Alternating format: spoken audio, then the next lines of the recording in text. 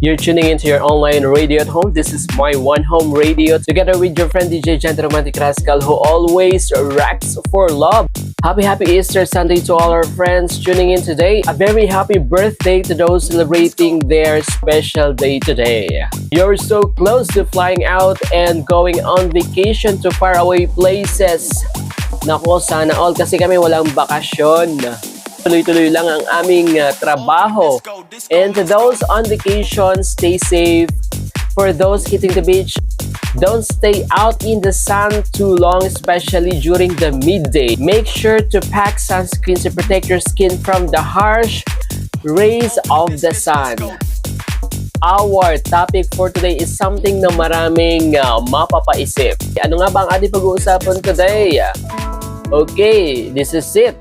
Does love fade or do people just change? Ano nga ba talaga? Is it possible na yung love na sobrang init dati biglang lumamig?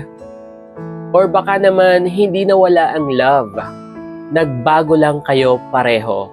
Dati araw-araw kayong magkausap, ngayon sina lang. Dati hindi kayo mapaghiwalay, ngayon parang strangers. So ano nga ba, nawala ba ang love?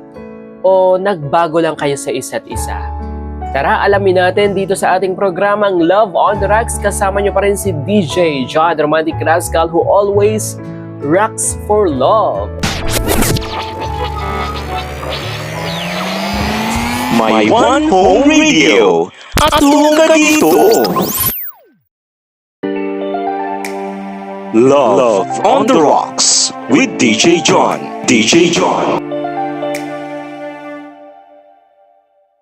Okay, pag-usapan na natin. Number 1, minsan hindi nawawala ang love. Nagbabago lang ang priorities. Habang tumatagal, nag-iiba ang focus, katulad ng sa career, sa family, and other responsibilities in life.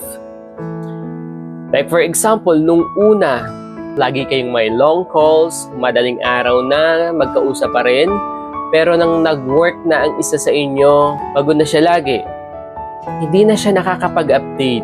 Hindi ibig sabihin nun hindi ka na niya mahal. Nagbago lang ang kanyang mga routine at priorities. Kayo ba, naranasan niyo na ba yan na yung busy lang siya, pero yung feeling niya hindi naman nawawala? Number 2, love fades when effort fades. Nako, magkakambal pala yung dalawang yan. Kapag tumigil ang effort, unti-unti na rin nawawala ang spark. Like for example, dati sinusundo ka, may mga surprises, may sweet messages. Ngayon wala na, hindi na kayo nagde-date, pareho na kayong naging complacent. Ano nga ba yung complacent? It is a big word na kailangan nating i-discuss. Complacent means feeling comfortable or satisfied with yourself or a situation to the point that you stop trying to improve or notice problems. In Tagalog, kampante or masyadong kontento na kayo sa isa't isa. Hindi na naaalagaan ang relationship, kaya parang nawawala ang love. Love is not just a feeling, it's something you keep choosing every day. People change as they grow. Habang tumatanda tayo, nag-iibang ating mga values, goals, at mga pananaw sa buhay. For example, nung college kayo, okay lang sa inyong dalawa na bahala na, pero ngayon, gusto mo nang maging stable ang iyong future. Samantalang siya, yung partner mo, gusto pa rin niyang mag-explore. Hindi na kayo pareho ng direction. Hindi ibig sabihin wala na doon ang pagmamahal. Pero hindi na kayo aligned sa isa't isa. Number 4, sometimes comfort replaces excitement. Hindi na siya excited, pero may care pa rin naman. Hindi na kayo more on sa kilig, pero siya pa rin yung tinatakbuhan mo kapag may problema ka. Hindi na intense ang romance, pero nandun pa rin yung concern. Hindi faded ang love. Nag-mature lang ang isa't isa.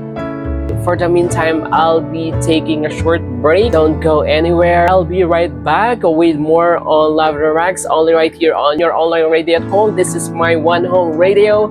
At home ka dito. Feel the love on Love on the Rocks with DJ John. DJ John. Alright, you're still here with me, DJ John Romantic Rascal, who always rocks for love. This is Love on the Rocks. A big hello to our all viewers and subscribers. I hope you are all doing okay. And nasa na ba tayo? Number 5. Love fades when communication fades. Kapag hindi na kayo nag-uusap, lumalaki ang distance, nagkakaroon ng gap. So, communication is very important. Napakahalaga ng communication nyo sa isa't isa.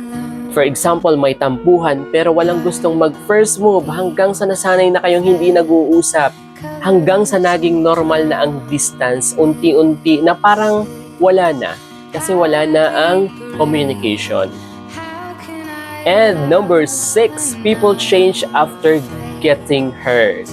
Yan, nagbabago ang tao kapag siya ay nasaktan. Totoo naman yun. Pero minsan mahal ka pa rin, pero nag-iba na yung mga paraan niya.